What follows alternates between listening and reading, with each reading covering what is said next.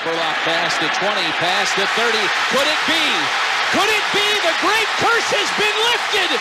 There goes Michael Spurlock. And for the first time ever, the Tampa Bay Buccaneers have returned to kickoff for a touchdown. Santa Maria.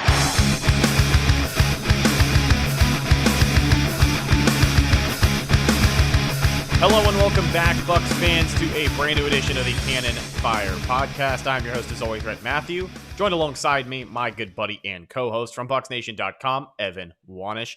The NFL schedule has been released. Today, we're going to take a look at the slate of opponents for the Tampa Bay Buccaneers in the upcoming 2023 season. We'll also catch you up on the latest headlines from the first day of Buccaneers rookie mini camp as players get back into the facility. But before we do all that, Evan, how you doing, my friend? I'm doing pretty good. Obviously, there's a lot of anticipation. It's crazy how the NFL can sort of make a spectacle out of anything. It is literally a schedule. You've known the opponents for a long time, and it's just a schedule of when you play them. And it's just amazing how the NFL can turn that into something that's like people anticipate. Like, there were some high stakes. There were some high stakes with this year's schedule. I don't know if you saw that report 3-4 days before the night it's supposed to drop. There's a report that says, hey, NFL may or may not have the schedule out on time this year. Yeah. I don't know if you saw that on Twitter, but people were up in arms over that. And maybe it's just to get more people to buy in, but it's pretty damn funny. Yeah, it's crazy how they can just, I don't understand. Like, there's literally NFL Network had a 3-hour show last night talking about a schedule. When you think about, you know, the types of content, the shows, the stuff that really people gravitate towards when there is a lack of football, and you kind of look at it and you peel the onion back and you look at the whole picture, like the NFL draft, right? That should not be exciting. Like, when I explain to someone who doesn't watch football that, hey, I'm going to have a couple of buddies over and we're going to hang out and we're going to watch the draft. Like, that sounds like the least entertaining thing on the planet. Oh, well, the teams pick one player. Yeah, they're reading names. Yeah, it's a guy names. Reading a name. Yeah. Oh, well, how many picks does your team have the night that your friends are coming over? One. Oh, just one. Or sometimes none. How long do you have to wait for them to pick? I guess it just depends. But tonight, you know, we had to wait about 2.5, almost 3 hours for the Bucs to pick, and then. Yeah. Oh man. Yeah. All right.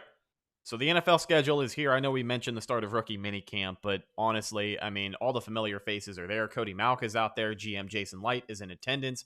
I believe Todd Bowles is out there as well. New OC Dave Canales checking in. So good to see everybody back in the facility. But let's talk about this schedule. Let's get into it, because I'm going to be honest with you. My expectations, I don't want to say my expectations were low, but we have done these schedule reaction shows before, and before the Tom Brady era, more often than not, we were up in arms about something on the year's schedule. You know, 2019, it was that brutal road trip. I mean, what was it, 6-7 weeks on the road? Well, it was technically, because you had the London game that counted as a home game. So they were away from Tampa. They didn't play a game in Tampa for like a month and a half, almost 2 months. It was a long time. Yeah, I mean, stuff like that is what you get used to when you're not the media darling of the NFL anymore. So I'll be honest with you. I wasn't expecting a lot of primetime games. I wasn't expecting a lot of favorable time slots. And while the Bucs didn't get 5 primetime games, they only get 2 of them here. They did get a couple of 4 o'clock games. And I got to tell you, I am eternally grateful for that. Would have liked to see a little bit more, but we are back to mostly 1 p.m. kickoffs here.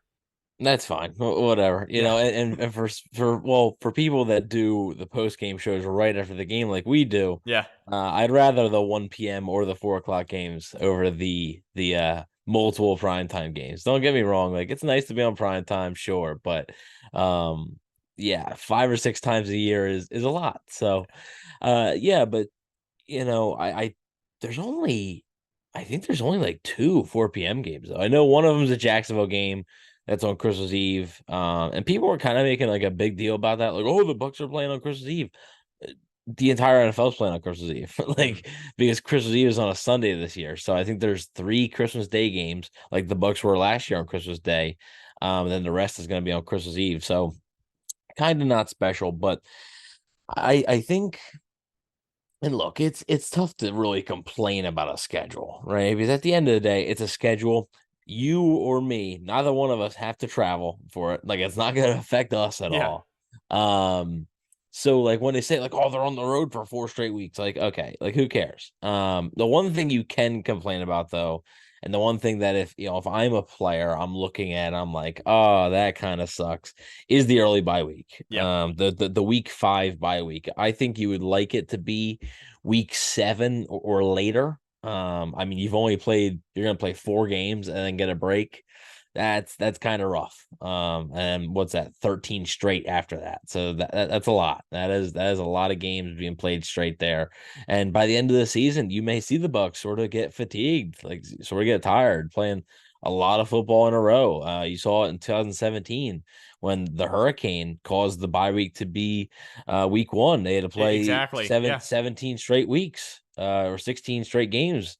There was no break. They started to get fatigued. So that's the one complaint I think you would see is that early bye week. But overall, I thought it was a pretty balanced schedule. I don't think there's anything that was too crazy. Yeah, I definitely thought it was too. There's not any brutal road trips. There's not any chunks of games that you look at it and be like, oh man, this is going to be maybe the toughest stretch of the season. I mean, they definitely don't have the slate of opponents that they did last year. You obviously don't know how well these teams are going to play in 2023. Obviously, Detroit going to be much more of an interesting game this year than it would have been 2 years ago, 3 years ago when you see that pop up on the schedule. I mean, even a team like Houston now with C.J. Stroud, right? D'Amico Ryans, like that game could be a bit more intriguing. The Packers now without Aaron Rodgers, so that's with Jordan Love now. So there is a lot of intrigue here, and also good news. And we'll get to review the whole schedule here in just a second, but the Bucks, their first primetime game, the Monday Night Football game against Philly, it's part of a double header. So that means that game is actually a 7:15 start time. So thank God. Yeah.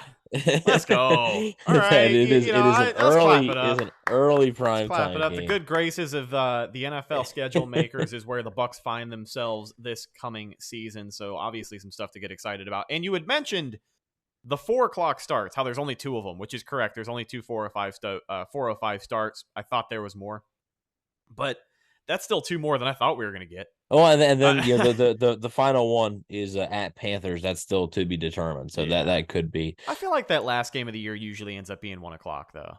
Maybe I've been wrong. Maybe you know what? Maybe I've been wrong because I think the really all depends on what if the Bucks or Panthers are in a playoff spot then, and if you need.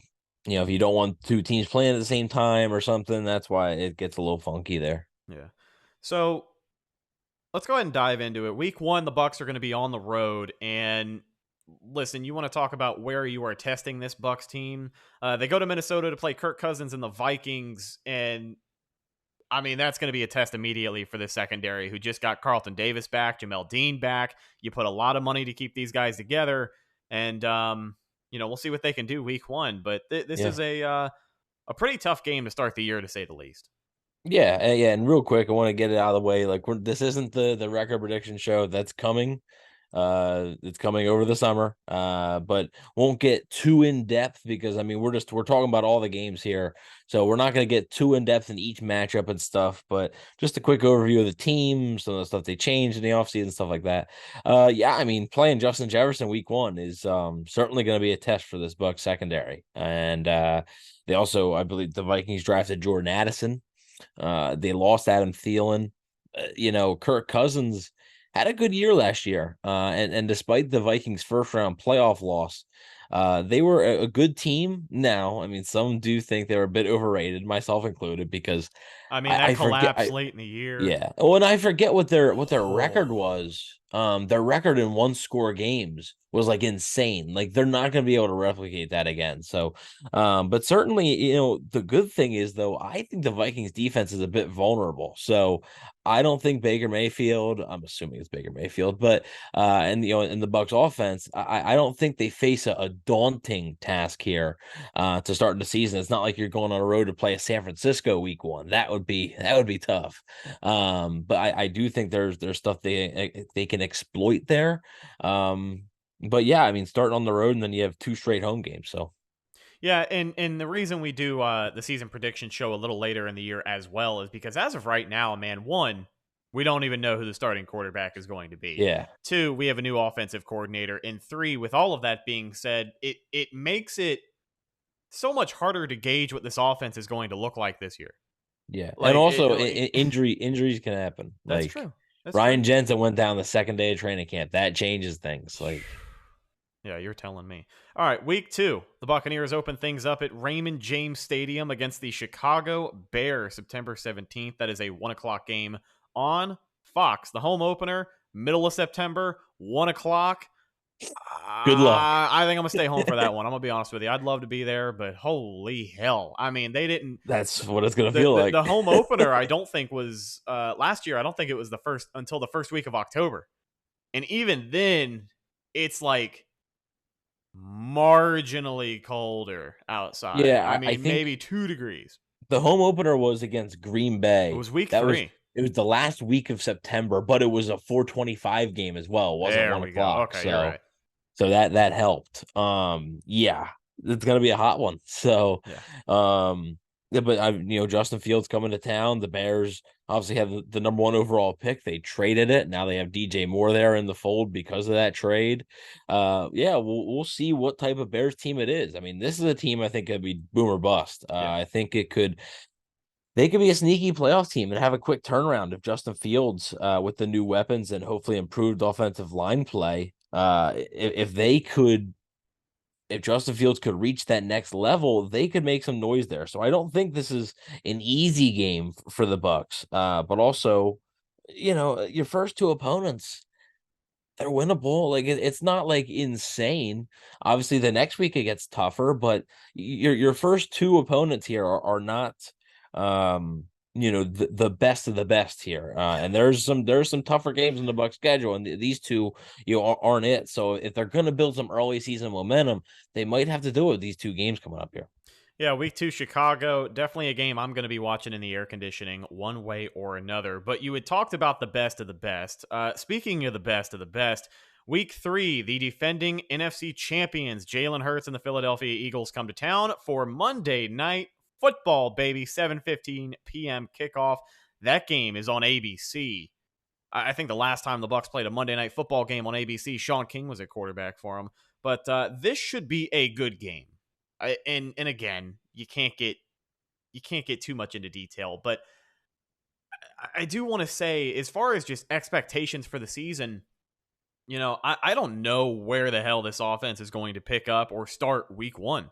I don't know if that's going to get better going into week 2, 3, 4, or 5. There's no way to forecast that as of right now. But this defense, oh man, I have high hopes for the defense this year. I'm not saying they're going to be best in the league, but they were a top 10 unit last year on a football team with 9 losses.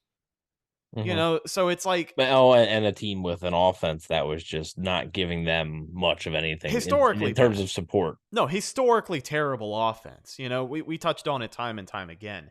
But I have no reason to believe there's going to be a major drop off with this defense. They lost some players, don't get me wrong. But I do think the way the Bucs have navigated free agency and the draft now, and the players that they have targeted, we'll find out come training camp and preseason, and obviously weeks 1, 2, 3, and 4, what some of these rookie guys are made of. But I'd say that from the perspective of going after what the team needs most, the Bucs did a really good job of that. And that's why I feel like this defense can definitely be competitive against one of the best offenses in the league in a NFC champion Philly team. Yeah. I mean, it's obviously, it's gonna be tough because Philly can beat you in more ways than one, and that's the tough thing. They can beat you through the air, they can beat you through the ground. And in 2021, they were primarily beating teams on the ground. And what happened when they ran to a Bucs team that was a good run defense? They kind of got clobbered. In 2022, Jalen Hurts progressed. They added AJ Brown, and then Devonta Smith took another step, and now they have a passing attack that's lethal as well. So there's a lot of talent on that Philly team, and this is going to be, a really, really interesting test for not just not just the defense, but the offense as well, because the Philly defense, they lost some pieces, but I mean, they had a great draft with Jalen Carter, Nolan Smith, obviously kept James Bradbury, kept Darius Slay. So there's going to be a pretty big test here for Tampa Bay early in the season. Week 4, a road trip for the Bucs before the early bye week. It is the first division game of the season, as they will be in the Superdome taking on the New Orleans Saints, the Derek Carr-led New Orleans Saints. And obviously, we'll talk about the division games as they come, but with the general conversation in the division right now being all the fancy new quarterbacks, the Bucs still have yet to figure out who their starter will be week 1. But it's going to be interesting to see what kind of team the Saints are, because Derek Carr is obviously a guy who can get it done at the quarterback position. Unfortunately, Taysom Hill very much still on that team too. So, with that being said, what are they expecting from Dennis Allen? If you're the Saints, are they expecting him to improve? Do they have, does the fan base have that much faith in him? The Saints have made it clear they're gonna see this thing out. He's gonna get a full season again, I think. There's a lot of people that view Dennis, like a lot of Saints fans that view Dennis Allen the way some Bucs fans view Todd Bowles. Like they just hate him. Like, and it's very similar things. Like, an older legendary coach steps away, and then the defensive coordinator already on the staff with previous head coach experience steps in. Like, it's very similar. And at times, like the Bucs struggled in 2022, the Saints struggled in 2022. It's very, very similar. Now, the Bucs took one path though in terms of team building, and the Saints took another. The Saints are looking to win now a bit more. Maybe not a Super Bowl. I don't think they cashed in their chips like that, but they're looking to make the playoffs. Like, they're looking to make some serious noise, whereas the Bucs are, you make the playoffs great, but you're kind of doing a roster reset here, whereas the Saints are trying to still hold on to hope that they can win the NFC South. So I think the Saints did upgrade at quarterback. Like, I think Derek Carr's better than what they've had.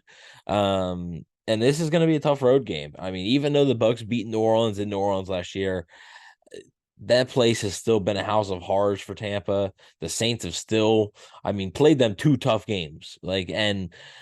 And honestly, the Saints were up 2 scores with like 4 minutes left in Tampa last time these 2 teams played. Yeah. So the Saints have still played the Bucs really well. So this is going to be a tough road game heading into the bye week. Yeah, they certainly won't have Jameis Winston to bail out the Bucs this time around. So with that being said, a tough division game and then a week off for Tampa Bay. On to week 6. You have got Motor City Dan Campbell coming to town as the Bucs are back home in Tampa, playing the Detroit Lions. That real quick. Yes. This has got to be the creamsicle game, right? Dude, I said it.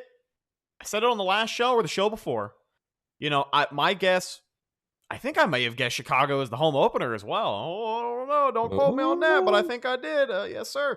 So I think it has to be, right? Coming out of the bye week, it's kind of like right before the middle of the season. Mm-hmm. I don't know. I feel like these two they played 2 straight home games here. Detroit and Atlanta. Yeah. One of them's got to be the creamsicle game. And I would think, I guess it doesn't matter because they have all the days they need. But like, you get a little more time to dress the stadium up with the bye week. You know what I mean? Because normally back in the day, and they're on the road the week before. Anyway. Yeah, exactly. So they could set it up a week before if they really wanted. But I love to see them go all out with the stadium. They used to do that for all the old creamsicle games. It was cool. Yeah, they would dress the ship up. They would change the sideline banners, all the equipment. In the schedule release video, we did get a little sneak peek at one of the features of the creamsicle. I don't know if people saw this or not, but it's Cody Mauch and Tristan Wirfs in the equipment room, and they're sitting in front of a rack with all the face masks on it, and it's got the regular black face mask and then the bright orange creamsicle face masks. So we know it's going to be a white lid with the orange face mask for sure, but hopefully we see that full reveal soon. But yeah, I think it's Detroit. It's the old NFC black and blue division. Yeah. How could you not? Right? It is October 15th. It's going to be warm. It's going to be warm. So I do have maybe some reason to believe that they could wait until later in the year. I just think like the last few times they did it, It was always, now I know the first time they did it was late in the season against the Packers, but then like the last two times it was like before week 10 against Carolina in 2011, and then I think it was like week 5 2012 against New Orleans. So the last two times they did it was fairly early in the season. Yeah. And that's why, honestly, you would mention like, what was it, before week 9, before week 10? Yeah, that's what yeah. Yeah, I look at that week 13 game against Carolina, division game, December 3rd, middle of December. It's going to be a beautiful day. I could kind of see that because that's the only home game for 5 straight weeks, too. That's kind of the, I guess the tough road stretch, if we're going to call it that. But anyways, well, they play Tennessee week 10. Yeah. At home, but like, I mean, Tennessee now, like it has to be. Did I say week? Oh, I meant week 13 when I said yeah, Carolina. no. Yeah, but you said they're on the road for 5 straight weeks. They're on the road 4 out of 5 weeks. My bad. Yeah, there you go. There we go. Yeah, but like, it has to be Detroit. Like that's our review of the Detroit game. Is that's going to be the creamsicle game. Yep, there you go. Going to be some classic moments in that one. Hopefully, week 7, the Bucs remain in Tampa with another division opponent, the Atlanta Falcons, a team that, again, is going to be looking to compete for real in the NFC South. Oh, yeah. They kind of took their lumps last year, figured out what they had, and I think they did find some talent on that team that's going to produce for them in ways that people probably don't see coming. Tyler Allgeier at the running back position is one that we think of. He ran all over the Bucs in both games last year. They just replaced him though. I mean, they just picked Bijan Robinson. Like, yeah, but I'm saying, to have a guy like that as your running back too definitely isn't the worst thing in the world. Obviously, Bijan Robinson comes into the fold as well. So going to be some more tests for this Bucs team. Now they're going to get more of a look at Desmond Ridder, which obviously they got to look at him in the season finale last year, but then the starters were pulled and stuff. So this is going to be the first time that the starters are going to be seeing Desmond Ridder for a full 60-minute game. So it's going to be interesting to see not just how the Bucs play against Ridder, but how Ridder progresses anyway, because that may determine what type of season the Falcons have, and that also may determine, and this is prevalent to the Bucs now, like that may determine if the Falcons are high enough to pick a quarterback, and the Bucs might be one of those teams in the market for a quarterback. So that's what you kind of got to be looking at there. You kind of got to be hoping if you're a fan that wants the Bucs to draft a quarterback pretty high next year, you kind of got to be hoping that Desmond Ridder plays well for the Falcons, and that sort of crosses off another team there. That would be a quarterback needy team. 1 o'clock kickoff for that game against Atlanta. Bucs are back on the road in week 8. This is their final primetime game. Yeah. Probably one of the toughest games of the year. It's going to be a short week against a good team. It's the Buffalo Bills on the road. Yeah, on Thursday Night Football in October. Shouldn't quite be snowing, but it's still going to be a tough place to play against a team that's pretty much gearing up to make another run at the Super Bowl. I mean, they've come up short these last couple of years, but Buffalo still feels like they're in their window, and they have played well enough to kind of show people that. Yeah, it is a tough one. Like you said, on a short week against one of the NFL's best on the road, not going to be fun. So hopefully, they can come prepared. At this point, it's mid-season. Injuries can happen to anybody. You don't know what these teams are exactly going to look like, which is why during the season prediction show, like once we get like past like the first 4 or 5 weeks, it's kind of a crapshoot because like we know injuries will happen. Like there will be some starters on both teams that will miss some of these games. But you just have to do your best to sort of ignore that. And yeah, a tough stretch though. So then their final primetime game of the season on Thursday Night Football. They get to travel to Buffalo. So it'll be an interesting matchup. Obviously, last time the Bucs played the Bills was in Tampa. It was a pretty classic game, very memorable game. So hopefully they can pull off a pretty big upset there. Next week, they are still on the road. Week 9, they will travel and play rookie quarterback C.J. Stroud with the Houston Texans. That game, a 1 p.m. kickoff. Not much to say about this game. Again, like you said, as you get later into the season, you don't know how these guys are going to, as of right now, it's hard to project what these teams are going to look like. But, by week 9, I think we're probably going to have a pretty good idea of how C.J. Stroud's rookie season is going, maybe the momentum he carries, and what that Texans team will look like. But, this is a game that definitely is going to be winnable for the Bucs, I would say, even with the threat of a shiny new edge rusher and quarterback. But Following that trip to Houston, the Bucs are back at home week 10 to take on the Tennessee Titans on November 12th, a 1 p.m. kickoff. 2 games in a row on CBS. There's actually a lot of games for the Bucs this year on CBS. I noticed that. There's 7. Yeah. Because this year what they did with the networks is it's not a specific thing. It's any network can get any game. So that's how it happened. Hey, I don't mind it. I like the variation in the broadcast. I like the different announcers. You know what I mean? Like it kind of got old here in Greg Olson called the Bucs games last year. Well, you won't hear that much anymore. So thank God. Yeah, Bucs are usually a Fox team though. So, yeah.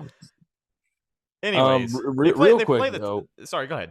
No, yeah. I wanted to point out something with this schedule because you mentioned the Texans. The one thing that the Buccaneers are facing in this schedule is a lot of potentially new quarterbacks, and rookies and veterans. Veterans like Jordan Love, Desmond Ridder, but rookies like C.J. Stroud. At this point, is Will Levis going to be the starter for the Titans? Like at this point, they're going to play Bryce Young 2 times a year.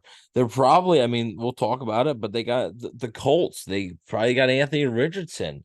They're going to be facing a lot of new quarterbacks.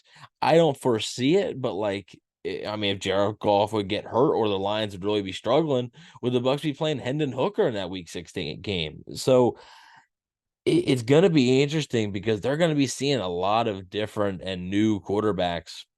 And that could be a blessing, but also a curse. Could be a blessing because a new quarterback, inexperienced quarterback, you can make them make mistakes a bit easier. But also it could be a curse because there's always, something about rookie quarterbacks in the NFL that if they get hot and their confidence gets pretty high, they can get rolling. So, it'll be interesting to see how many rookie quarterbacks and just inexperienced quarterbacks the Bucs play this year. But Tennessee at 1:00. Week 11, the Bucs are back on the road playing the San Francisco 49ers. Talk about new quarterbacks. I mean, who the hell is going to be starting for the San Francisco 49ers? Not only week 1, but week 11 of the season. Yeah, they've seen Brock Purdy. Brock Purdy dominated them in his first start. So, they could. I think by that point, if Purdy's our guy, Purdy should probably be ready by that point. So, but yeah, who knows? Honestly, by that point, with the way the 49ers are with quarterbacks' health and everything, and just their injury luck, who knows who's going to be a starter at this point for them? Yeah, I mean, it seems like from what I see, listen, I'm not very tapped into the 49ers here, but from what I see passingly on social media, it seems like a lot of people are under the assumption Brock Purdy is going to be the guy.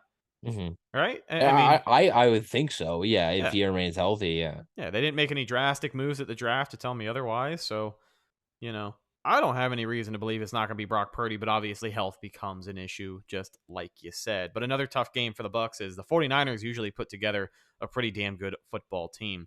Week 12, they remain on the road, and this one's going to be, I want to say this is like my biggest circle on the calendar for the Bucs, and I'm excited for the Detroit game simply because of the creamsicles. Because, I mean, you may as well cash it in. I don't know if they're taking bets in Vegas on that, but you heard it here first. This is not bet. And if you're listening to this, we don't have a source or anything. It's just a guess that if you're looking at it, the most logical game for a creamsicle game would be that Detroit game. Brought to you by betonline.ag. So talking about week 12 at Indianapolis, this is the game that I am excited to see the most solely because of Anthony Richardson. I just want to see, he may not even be starting, right? We had talked about the idea of him being a project for any team, but I'm going to be honest with you. If you're the Colts and you move up to get this guy where they did, how could he not start week 1? But by week 12, I don't know. Maybe it's Minshew Mania running wild. But, I mean, if Richardson's starting week 1 and then by week 12 he's not starting, that means things didn't go too well. Yeah, that's worst case scenario. So let me give him the benefit of the doubt, because if you were the Colts, you're probably going to have a little more patience with a top 5 draft pick than you would a Matt Ryan or a Phillip Rivers or a Carson Wentz. So right.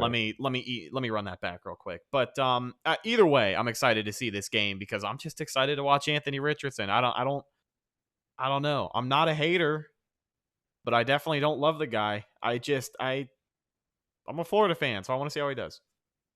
Yeah, I liked him. I liked him pre-draft. And it will be interesting to see though. And honestly, he's gonna have his struggles. Like he just is. You're gonna have to deal with it. Like, but specifically a guy like him, who's a raw prospect. Like he's only started a handful of games, but and his rookie season may not be pretty. But like, it doesn't really matter. Like that doesn't matter typically. What matters is that you keep progressing year after year. So for this year, the Bucks could be facing a quarterback who could struggle at times, and that could lead to a win. I think the Colts roster's fine. Like I think it's a decent roster, but they face a lot of uncertainty right now. So maybe the Bucks could take advantage of that.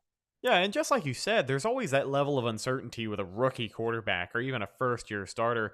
And the Bucks are facing a slew of rookie quarterbacks this year. They're going to get Bryce Young twice. They got C.J. Stroud. They got Anthony Richardson. That's all you need, right? I mean, moving on to Week 13, the Buccaneers are back at home, another division opponent with the quarterback I just mentioned. Bryce Young with the Panthers will be playing in Tampa December 3rd, 1 o'clock kickoff for that one. That game will be on CBS. Another division opponent. And again, we're this late into the season where we kind of circle back to what we said. It's hard to project. We already kind of talked about by this point, yeah, what these division games are going to look like. But the Panthers, again, we haven't really touched on their offseason, their draft. They move up a while ago to go get the number 1 pick. They like their guy. They're ready to trust him. New head coach, new regime. I mean, they're ready to figure it out this year. And it definitely feels like for a year 1 system, they feel like they can compete. And I do think if, let's say a best case scenario rolls around with Bryce Young, they do have a competitive roster. So what do you make of Carolina this year? I like their coaching staff. Big fan of their coaching staff. I mean, Frank Reich was a pretty big hire. They filled it out with a lot of experience and a lot of potential. Thomas Brown's their offensive coordinator. He interviewed with the Buccaneers for their opening. And then obviously they added talent like they did. Signed Miles Sanders, signed Adam Thielen, obviously drafted Bryce Young. They drafted Jonathan Mingo, the wide receiver from Ole Miss, so another weapon for Bryce Young. And they were close to winning the division last year, man. Like if the Bucks lost that game to the Panthers in a game where the Panthers had the lead, like if the Bucks lost that game, it would have been interesting. And I think the Panthers would have made a late run. And obviously that might have changed things because maybe Steve Wilkes would have stayed there then. But like I think it showed you that the Panthers have a lot more talent than I think people before the 2022 season were giving them credit for. So now they hopefully got the quarterback. I mean, they have been a team ever since Cam, his health really deteriorated. They've been a team that's been dying for a quarterback. Like they've been searching for a guy. They've been trying to plug all these holes and they haven't done it. And now hopefully they got their guy. So it's going to be interesting. And by week 13, Bryce Young's probably seen all that NFL defenses are going to throw at him. So like he's going to be experienced. This is the first time that the Bucks are playing the Panthers that's this season. So it will be interesting to see. And they play four home games. I mean, 4 home games, 4 division games in the final 6. So it could be pretty important games here, depending on how the rest of the division goes, because there could be real chances to gain some serious ground in this division because of how many division games you have at the back end of your schedule here. And I think it starts with Carolina. Yeah, absolutely. That game going to be at 1 o'clock. Week 14, the Bucks are back on the road. Another division opponent, another week in a row, 1 o'clock on CBS. They play the Atlanta Falcons, and then we'll just go ahead and round out the season here. Week 15, they stay on the road, take a trip up to Lambeau to play the Jordan Love-led Packers. Mid-December. Yep, December 17th, 1 o'clock, so it'll be a day game, but it's still going to be pretty damn cold up there.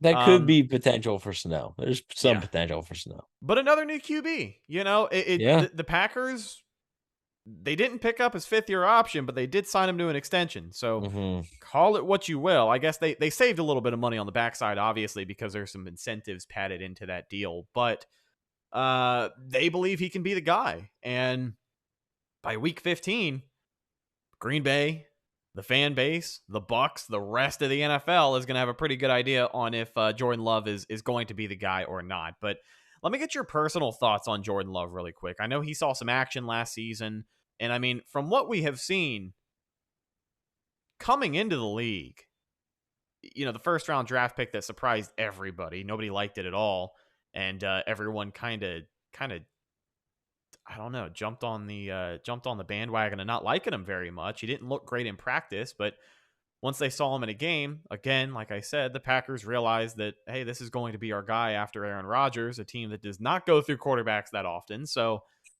what do you think?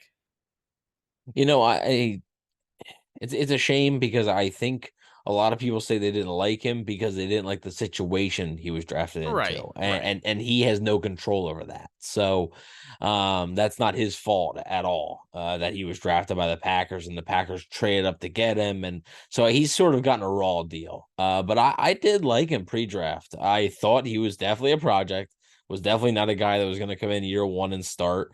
Maybe 3 years is a little long, like for somebody to be sitting. Figured he'd be able to, if he was drafted by someone else, not named Green Bay, figured he would be able to sit for a year and then come in and start. But I like his physical traits.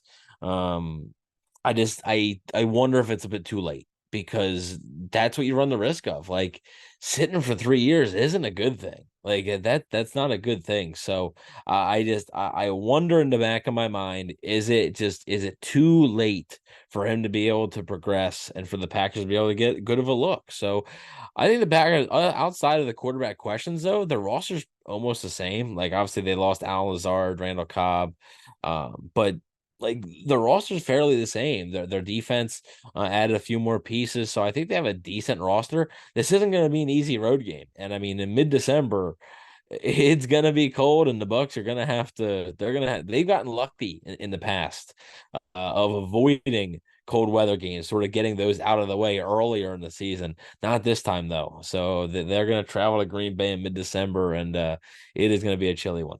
Luckily, that looks like the coldest game on the schedule for Tampa Bay. Yes.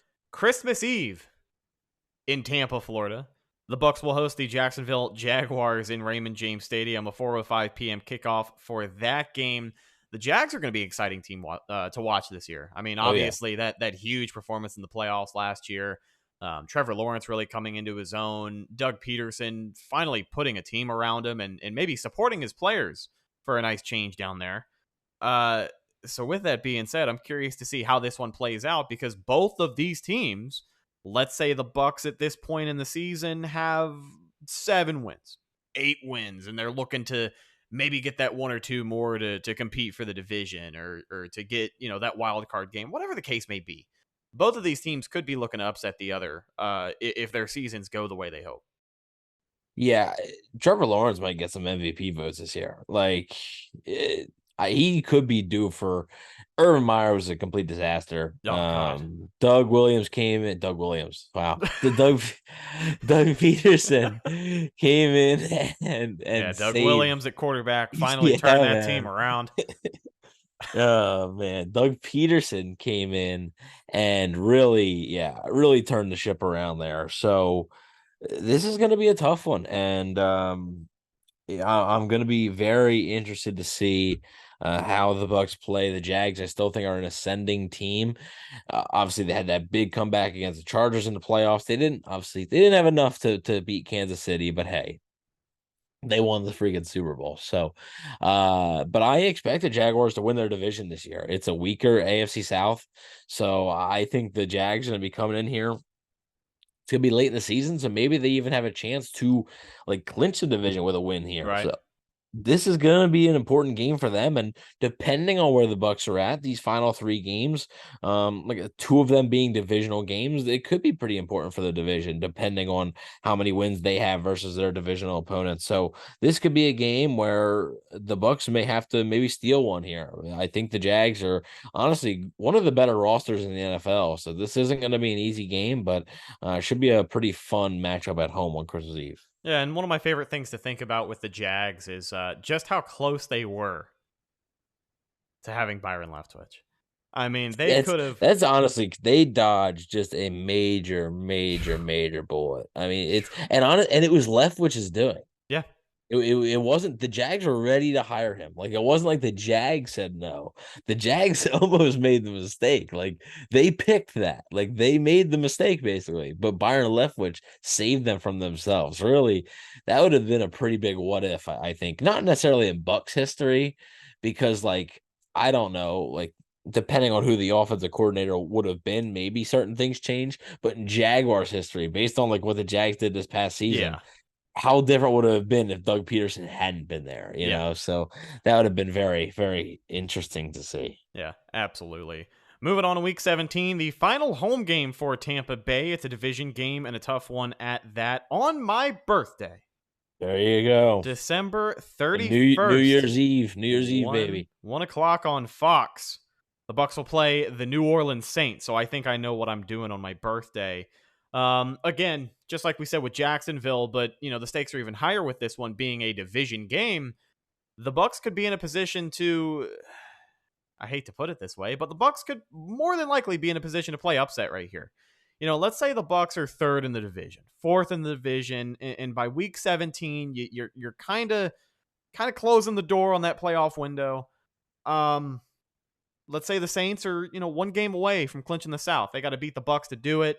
Maybe the Carolina or one of those other teams is one win behind, and it's a late situation where it could make or break some team's season.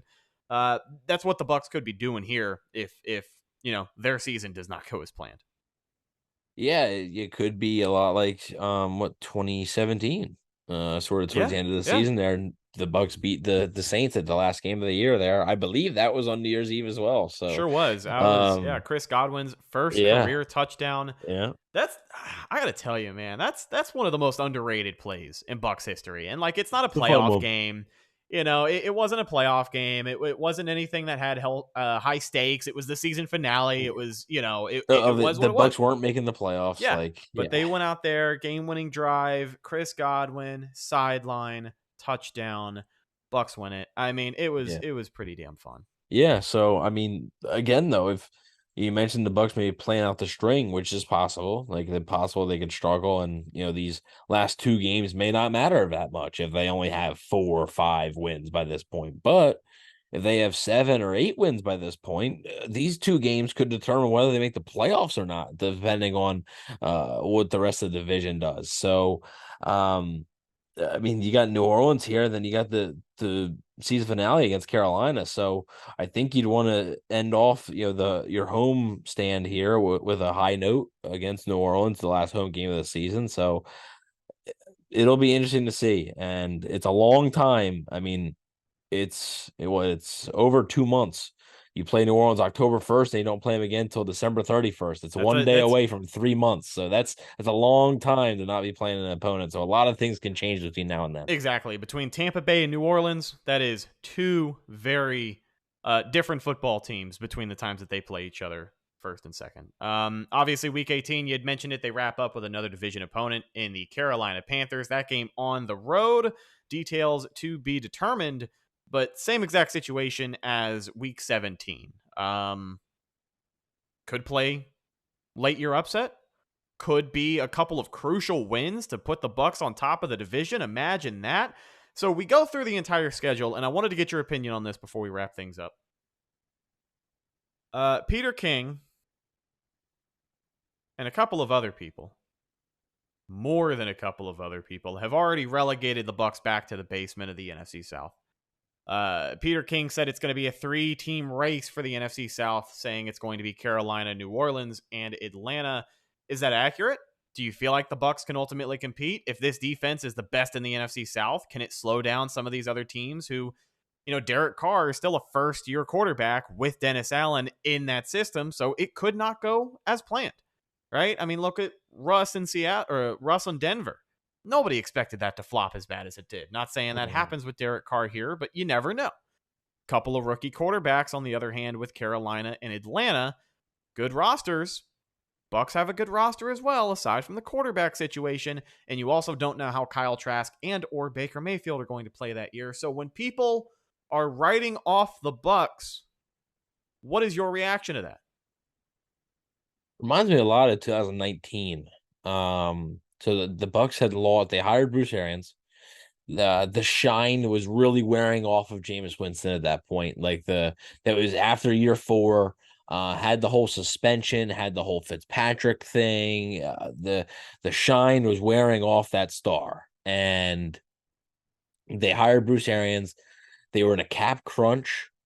It's kind of like this year, right? So they lost Adam Humphries, they lost Quan Alexander, and a lot of people were like, this team is going to be the worst in the NFL. Like, this team is going to be so bad. And if you followed them enough, you would know that there was just maybe they weren't going to be good. Maybe they weren't going to make the playoffs. Probably weren't going to make the playoffs, but there was just too much talent on the team for it to be the worst team in the NFL. And that's where I think they are right now. Will they be good?